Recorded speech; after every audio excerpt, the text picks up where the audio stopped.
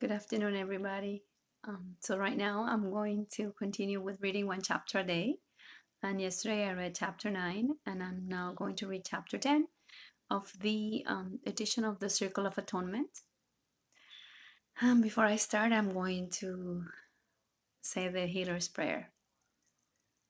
I am here only to be truly helpful. I am here to represent He who sent me.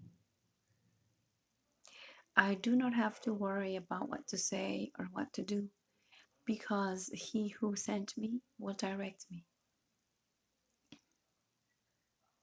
I am content to be wherever He wishes, knowing that He goes there with me. I will heal as I let Him teach me how to heal.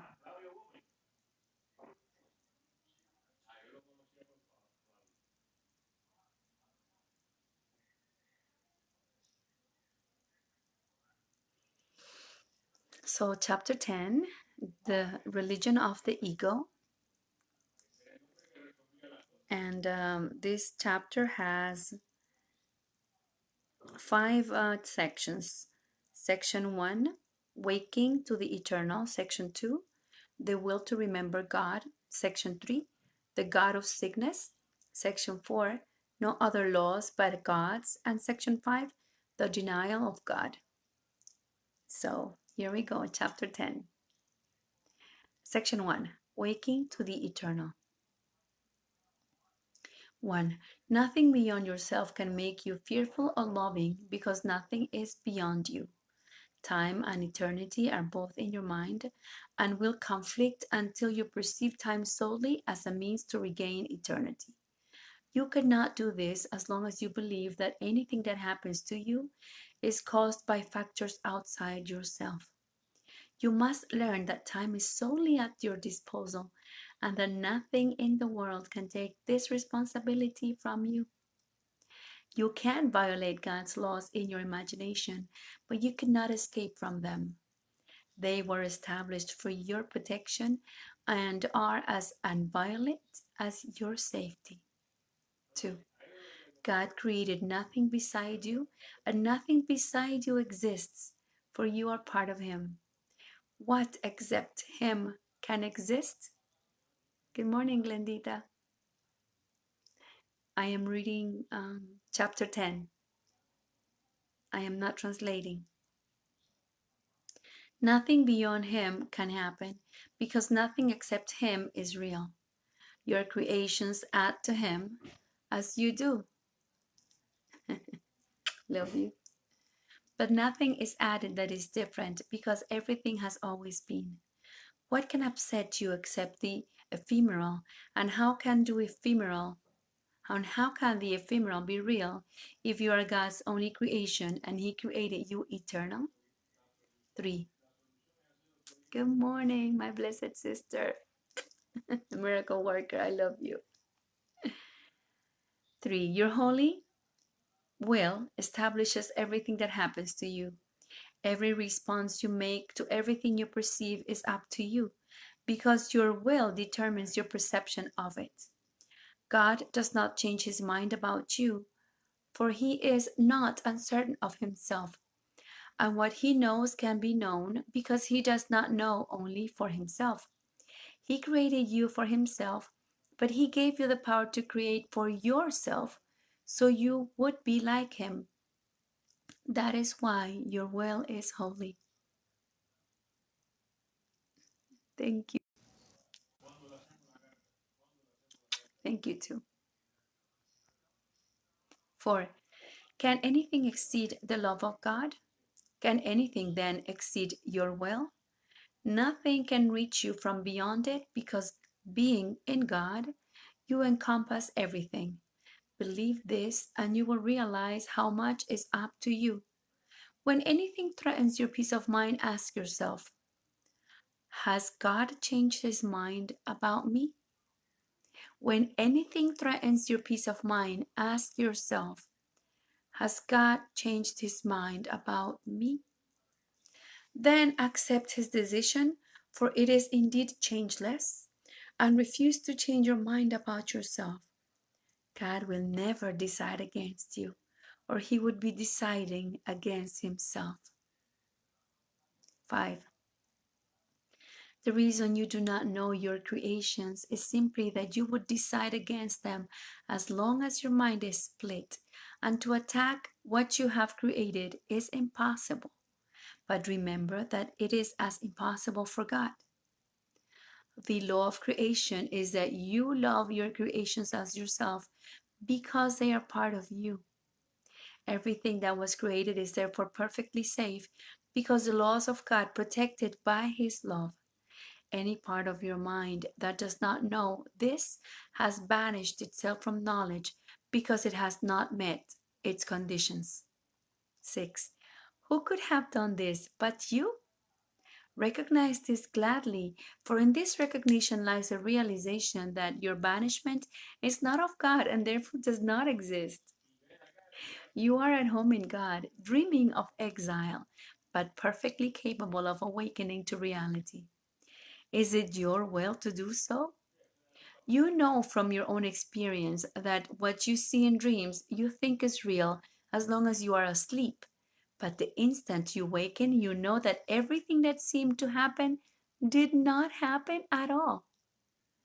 You do not think this mysterious, even though all the laws of what you awake to were violated while you slept. 7. It is not possible that you merely shifted from one dream to another without really. Is it not possible that you merely shifted from one dream to another without really waking? Would you bother to reconcile what happened in conflicting dreams, or would you dismiss both together if you discovered that reality is in accord with neither? You do not remember being awake. When you hear the Holy Spirit, you merely feel better because loving seems possible to you. But you do not remember yet that it once was so, and it is in this remembering that you will know it can be so again. 8. What is possible has not yet been accomplished, but what was once been, wait, but what has once been is so now, if it is eternal. When you remember, you will know what you remember is eternal and therefore is now. You will remember everything the instant you desire it wholly. For if to desire wholly is to create, you will have willed away the separation, returning your mind simultaneously to your Creator and your creations. Knowing them, you will have no wish to sleep, but only the will to waken and be glad. Dreams will be impossible because you will want only truth, and being at last your will, it will be yours. So I just finished reading the first section in chapter 10. This chapter has 5 sections, and the first one is Waking to the Eternal, and I'm going to start the second section, The Will to Remember God. 1. Unless you know something, you cannot dissociate it. Knowledge therefore precedes dissociation, and dissociation is nothing more than a decision to forget.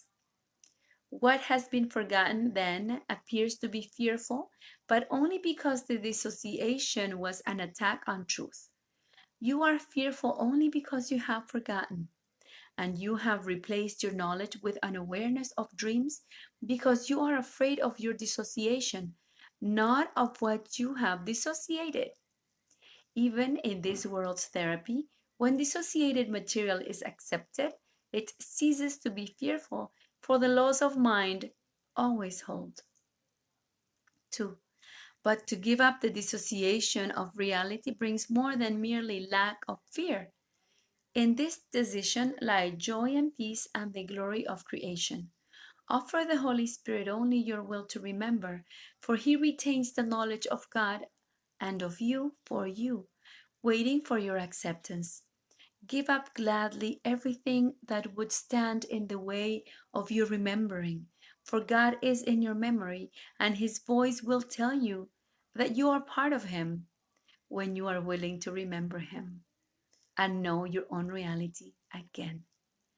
Let nothing in this world delay your remembering of Him, for in this remembering is the knowledge of yourself. 3.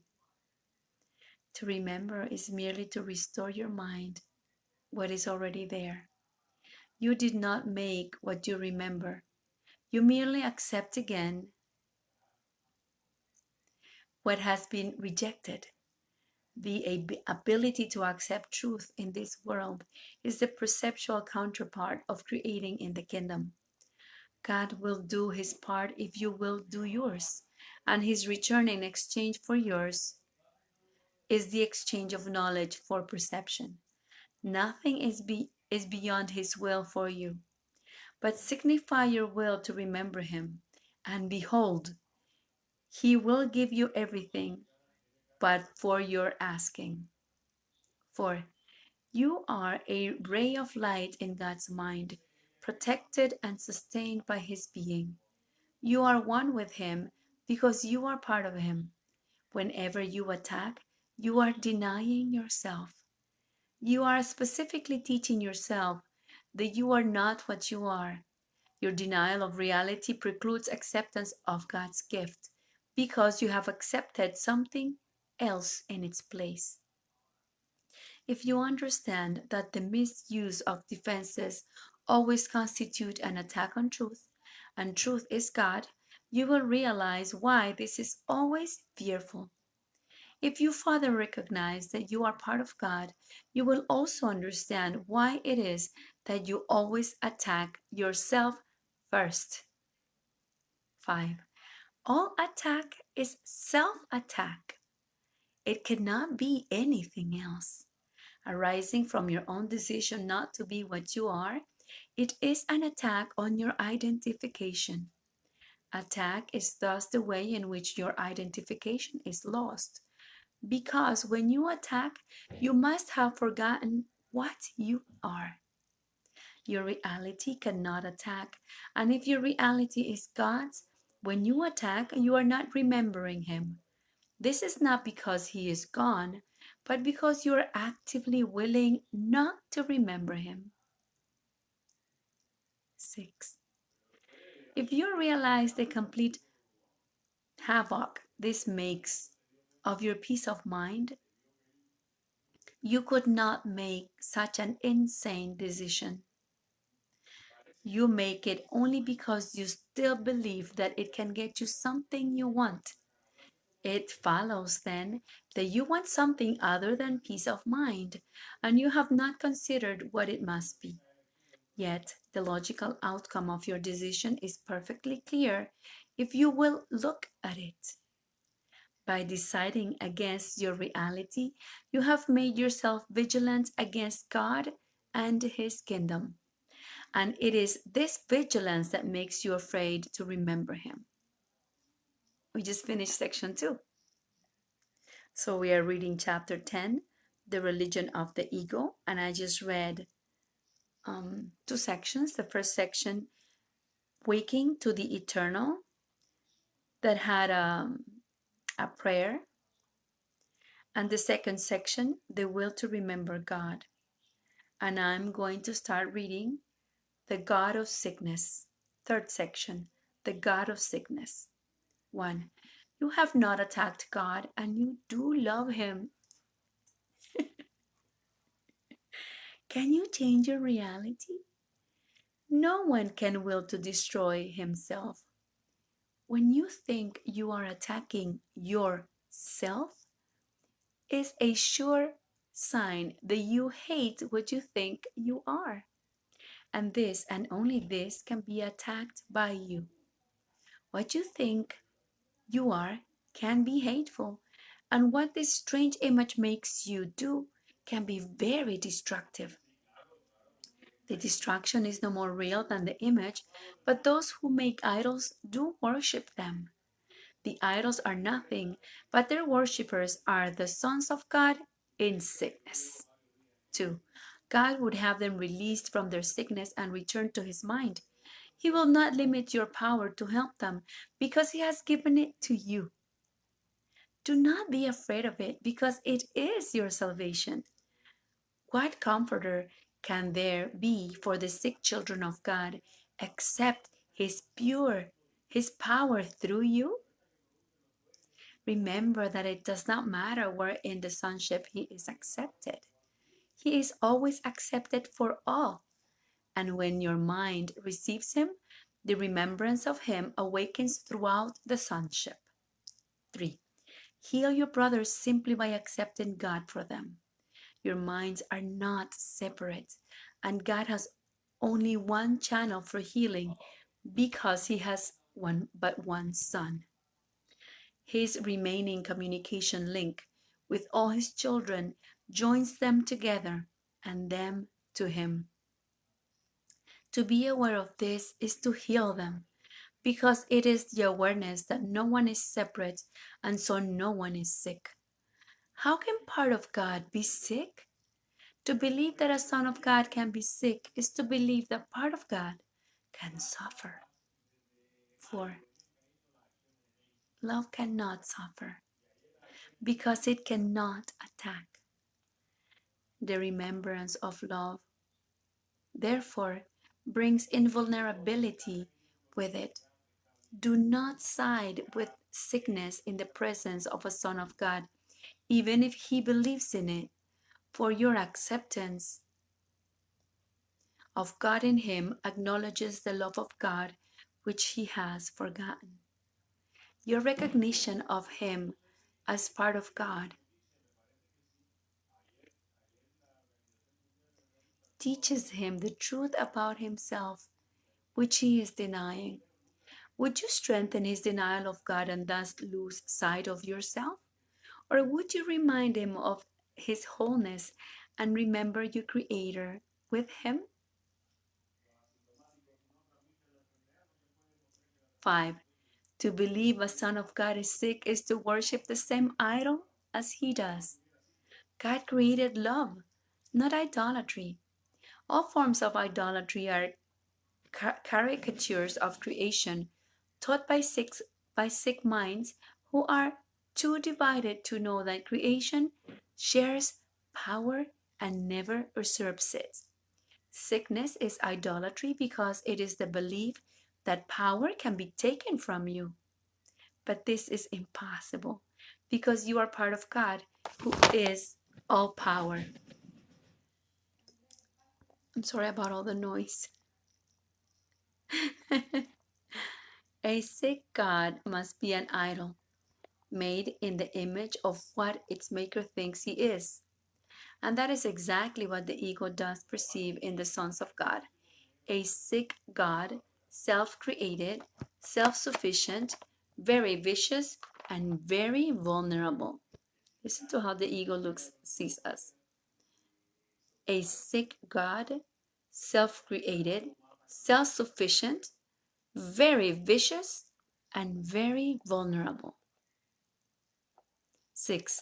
Is this the idol you would worship? Is this the image you would be vigilant to save? Are you really afraid of losing this? Look calmly at the logical conclusion of the ego's thought system and judge whether its offering is really what you want. For this is what it offers you. To obtain this, you are willing to attack the divinity of your brothers and thus lose sight of yours. And you are willing to keep it hidden to protect this idol which you think will save you from dangers which the idol itself stands for, but which do not exist. 7. There is no idolatry in the kingdom, but there is great appreciation for every son which God created because of the calm knowledge that each one is part of him. God's Son knows no idols, but he does know his Father. Health in this world is the counterpart of value in heaven. It is not my merit that I contribute to you, but my love. For you do not value yourself. When you do not value yourself, you become sick. But my value of you can heal you because the value of God's Son is one. 8. When I said, "My peace I give unto you," I meant it. Peace come from God through me to you. It was for you, but you did not ask. When a brother is sick, it is because he is not asking for peace, and therefore he does not know he has it. When a brother is sick, it is because he is not asking for peace, and therefore he does not know he has it. The acceptance of peace is the denial of illusion, and sickness is an illusion. Yet, every son of God has the power to deny illusions, anywhere in the kingdom merely by denying them completely in himself. 9. I can heal you because I know you. I know your value for you. And it is this value that makes you whole. A whole mind is not idolatrous and does not know of conflicting laws. It will heal you merely because I have only one message, and it is true. Your faith in it will make you whole. When you have faith in me, do not bring God's message with deception, and you will learn this as you learn you always receive as much as you accept. You could accept peace now for everyone you meet and offer them perfect freedom from all illusions because you heard, but have no other gods before him, or you will not hear. 10.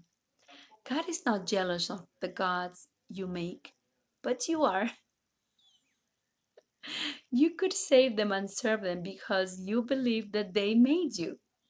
You think they are your father because you are protecting onto them the fearful fact that you made them to replace God. But when they seem to speak to you, remember that nothing can replace God, and whatever replacements you have attempted are nothing. Very simply, then, you may believe you are afraid of nothingness, but you are really afraid of nothing. And in that awareness, you are healed. 11. You will hear the God you listen to. You will hear the God you listen to. You made the God of sickness, and by making him, you made yourself able to hear him. You made the God of sickness, and by making him, you made yourself able to hear him. But you did not create him. You did not create him. Because he is not the will of the Father, he is therefore not eternal, and will be unmade for you the instant you signify your willingness to accept only the eternal. If God has but one Son, there is but one God.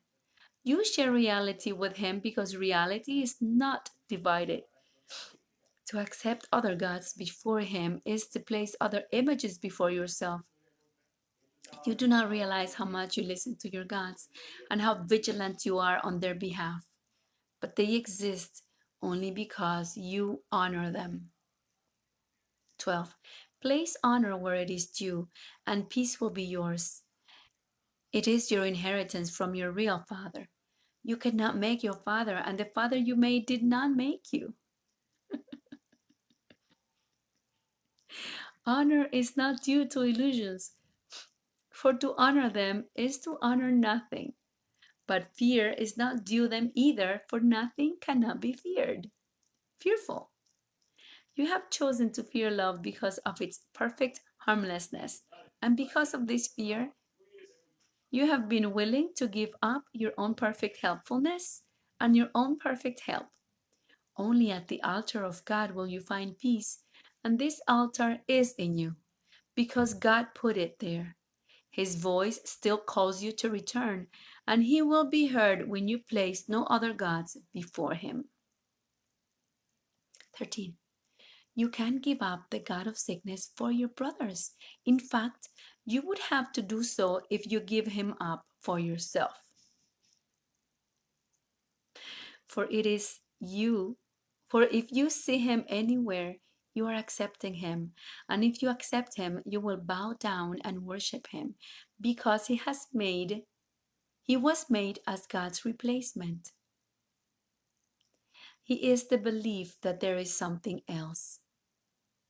He then is the cause of your insane belief that you can choose which God is real. Although it is perfectly clear that this has nothing to do with the reality, it is equally clear that it has everything to do with reality as you perceive it. 14. Magic is a form of reconciling the irreconcilable. Our religion is the recognition that the irreconcilable cannot be reconciled. Sickness and perfection are irreconcilable. If God created you perfect, you are perfect.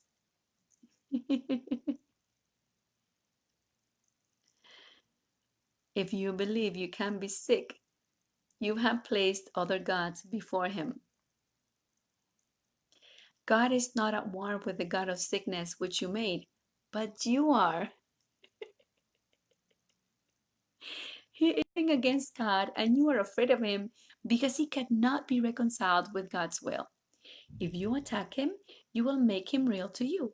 But if you refuse to worship him, in whatever form he may appear to you and wherever you think you see him, he will disappear into the nothingness out of which he was made. Ta-da!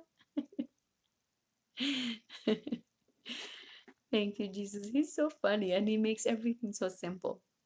So I'm reading chapter 10, The Religion of the Ego, and I've read 3 of the 5 sections. The first one was entitled Waken to the Eternal, and it had a beautiful little prayer to say whenever we feel like we feel threatened. The second one, the will to remember God. The third one, the God of sickness. And I'm now going to read No Other Laws But God's. 1. Reality can dawn only in an unclouded mind. It is always there to be accepted, but its acceptance depends on your willingness to have it. To know reality must involve the willingness to judge unreality for what it is.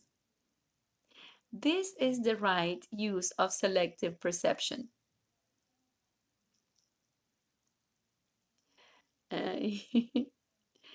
To, to overlook nothingness is merely to judge it correctly,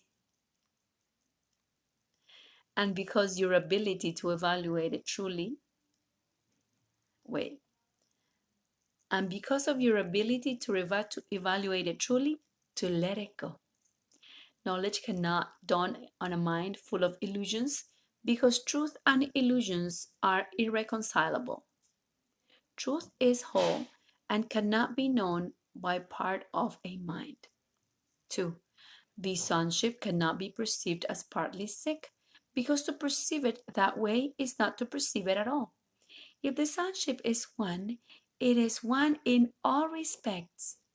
Oneness cannot be divided. Of course not.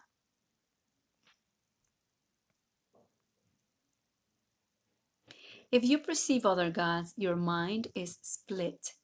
You will not be able to limit the split because the split is the sign that you have removed part of your mind from God's will, and this means that it is out of control.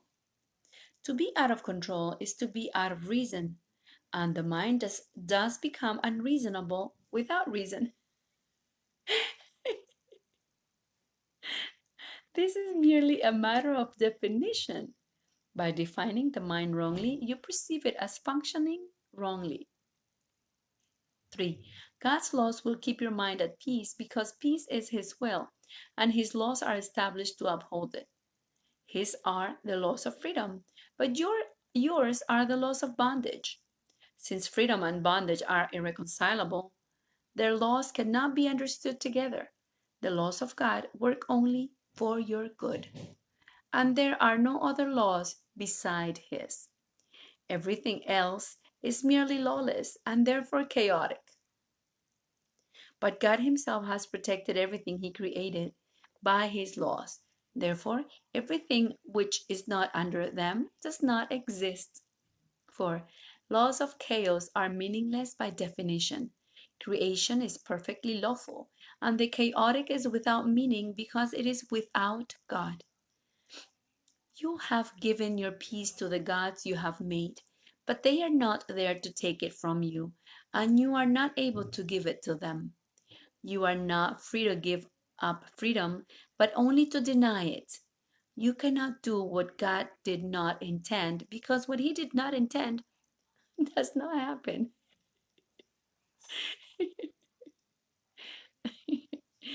Your gods do not bring chaos. You are endowing them with chaos and accepting it of them.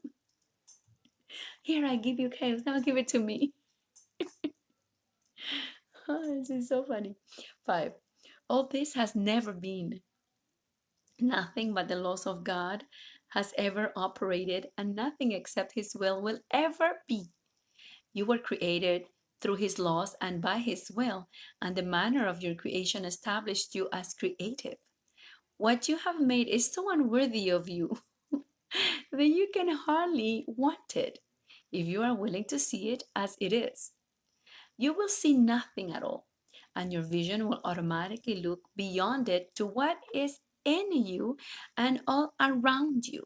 Reality cannot break through the obstructions you interpose, but it will en- envelop you completely when you let them go. 6. When you have experienced the protection of God, the making of idols becomes inconceivable. There are no strange images in the mind of God, and what is not in His mind cannot be in yours because you are of one mind, and that mind belongs to Him. It is yours because it belongs to Him, for ownership is sharing to Him, and if it is so for Him, it is so for you. His definitions are His laws, for by them He established the universe as what it is. No false gods you attempt to interpose between yourself and your reality affect the truth at all. Peace is yours because God created you and He created nothing else. 7. The miracle is the act of a Son of God who has laid aside all false gods and who calls on his brothers to do likewise.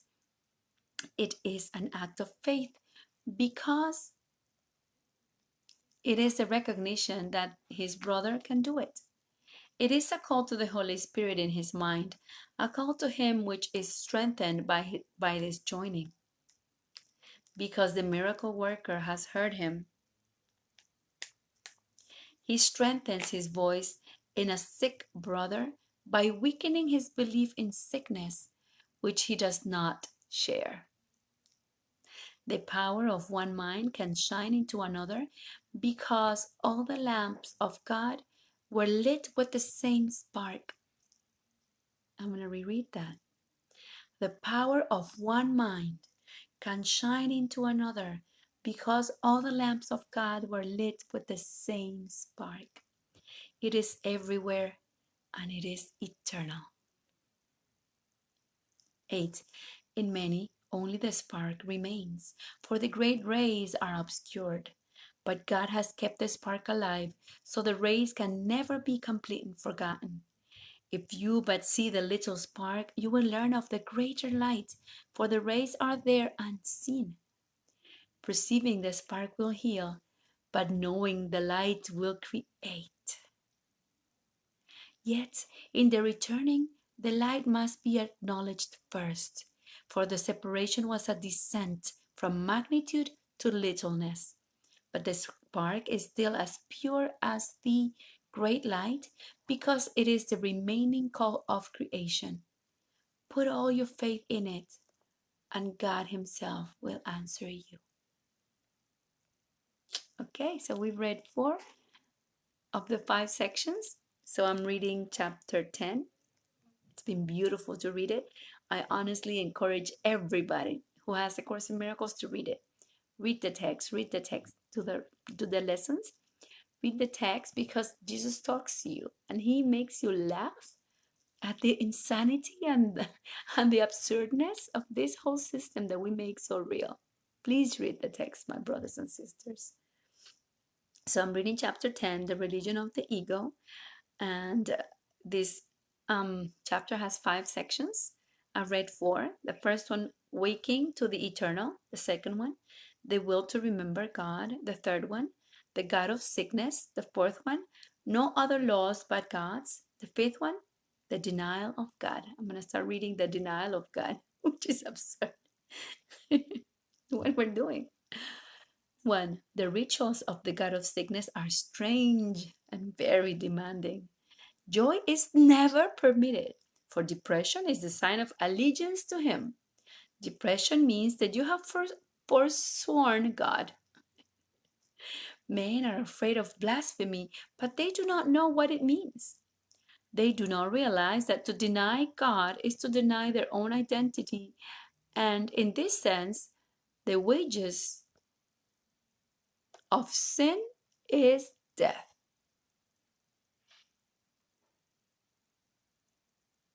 The sense is very literal. The sense is very literal. Denial of life perceives the opposite, as all forms of denial replace what is with what is not. No one can really do this, but that you can think you can and believe you have is beyond dispute. It's so funny. No one can really do this, but you can think you can and believe you have is beyond dispute. Jesus Christ. 2. Do not forget, however, that to deny God will inevitably result in projection, and you will believe that others and not yourself have done this to you. You will receive the message you give because it is the message you want. You may believe that you judge your brothers by the message they give you, but you have judged them by the message you give them. Do not attribute your denial of joy to them. Or you cannot see the spark in them that could bring joy to you. It is the denial of the spark that brings depression. And whenever you see your brothers without it, you are denying God. 3. Allegiance to the denial of God is the ego's religion. Allegiance to the denial of God is the ego's religion. The God of sickness obviously demands the denial of health because health is in direct opposition to his own survival. But consider what this means to you. Unless you are sick, you cannot keep the gods you have made, for only in sickness could you possibly want them. Blasphemy, then, is self-destructive, not God-destructive. It means that you are willing not to know yourself in order to be sick.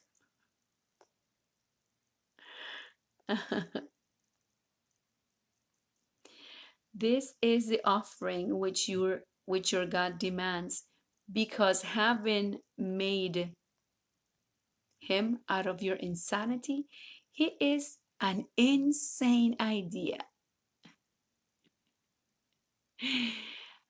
He has many forms, but though he may seem like many different things, he is but one idea: the denial of God.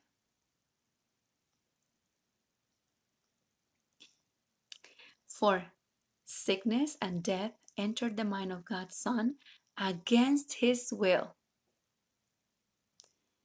The attack on God made his Son think he was fatherless, and out of his depression, he made the God of depression.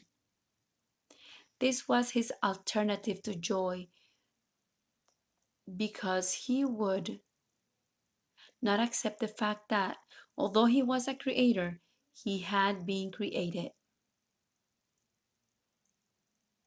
He would not accept the fact that though he was a creator, he had been created. That's it.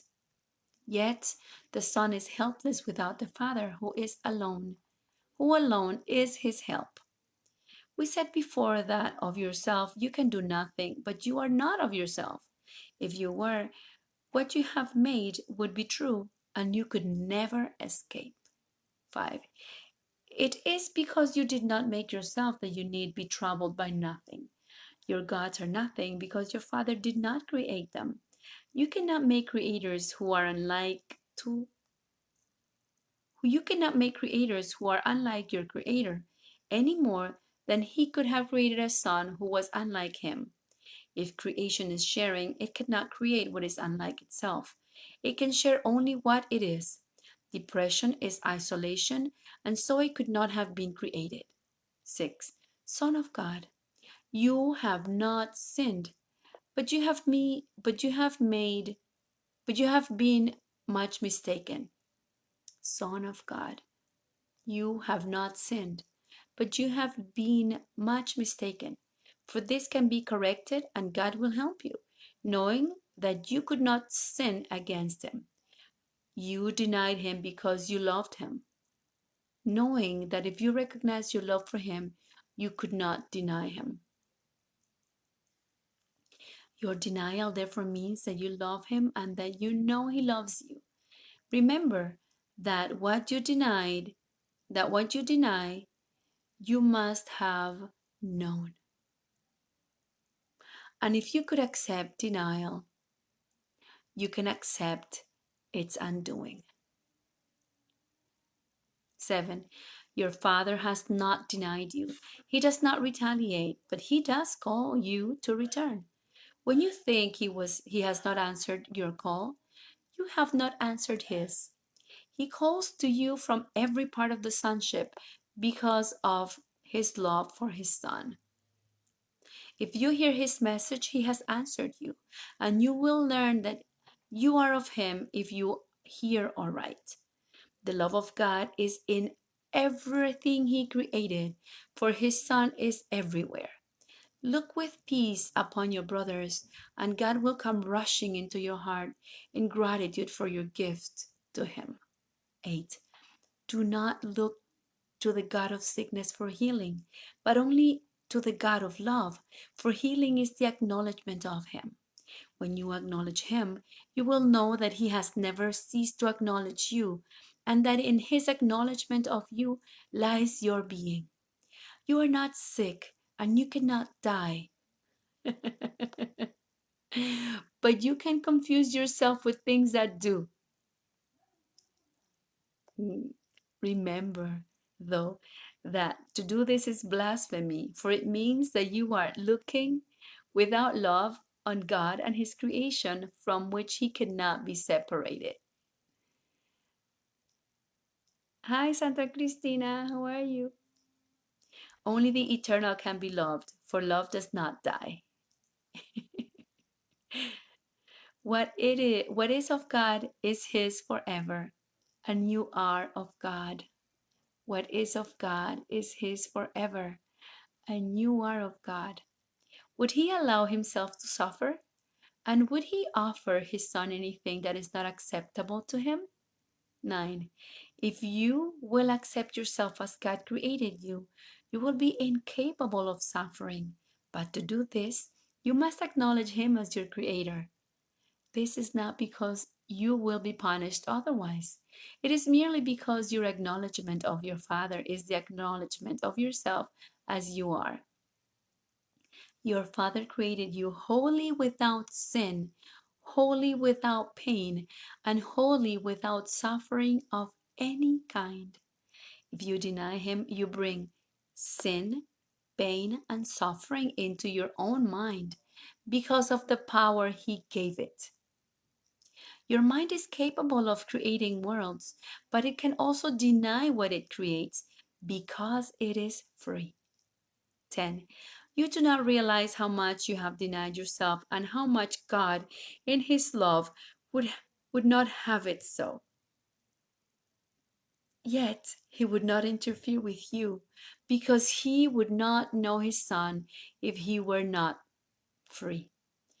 To interfere with you would be to attack himself, and God is not insane.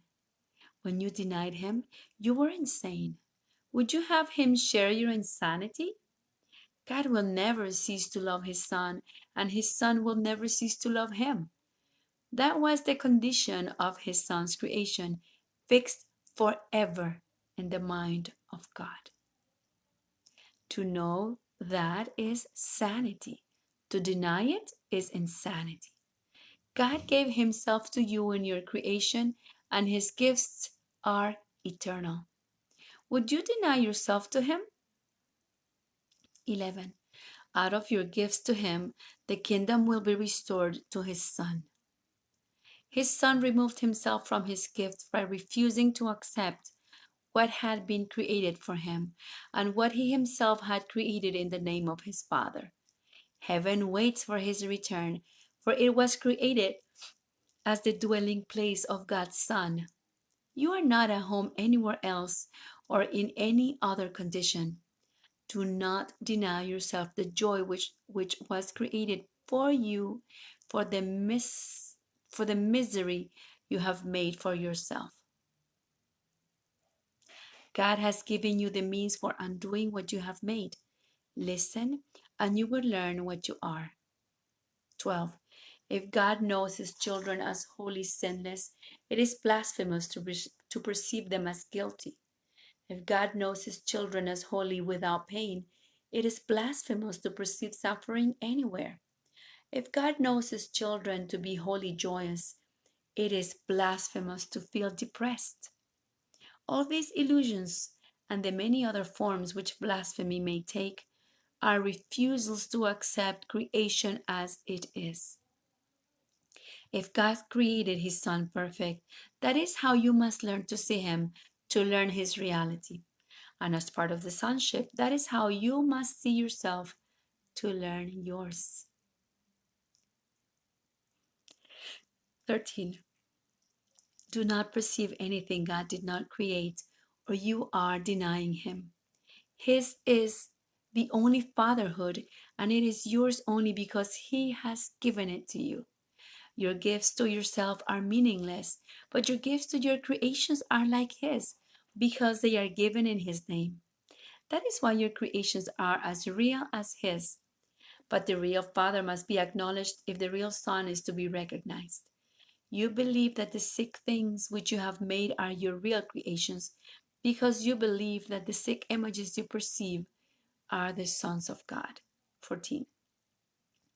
Only if you accept the fatherhood of God will you have everything, because his fatherhood gave you everything. That is why to deny him is to deny yourself. Arrogance is the denial of love, because love shares and arrogance withholds. As long as both appear to you to be desirable, the concept of choice, which is not of God, will remain with you. While this is not true in eternity, it is true in time, so that while time lasts in your mind, there will be choices. Time itself was your choice. If you would remember eternity, you must learn to look on only the eternal. If you allow yourself to become, I'm just going to take a picture of this that I just read.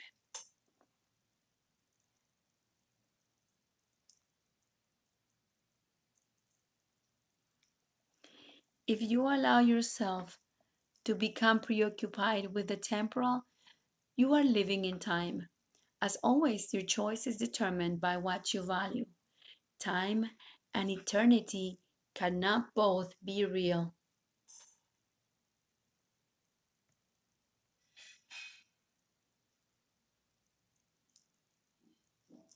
because they contradict each other. If you will accept only what is timeless as real, you will begin to understand eternity and make it yours. Thank you. This is the end of chapter 10. This chapter is entitled The Religion of the Ego, and it has 5 sections. The first one, Waking to the Eternal. The second one, The Will to Remember God. The third one, The God of Sickness. The fourth one, No Other Laws But God's. And the fifth one, The Denial of God. So this is the end of chapter 10. Tomorrow we'll be together to read chapter 11. Chapter 11 is entitled God or the Ego, and it has 9 sections. God or the Ego, chapter 11 for tomorrow. Thank you for being here. Thank you for wanting to wake up. Thank you for choosing only the eternal.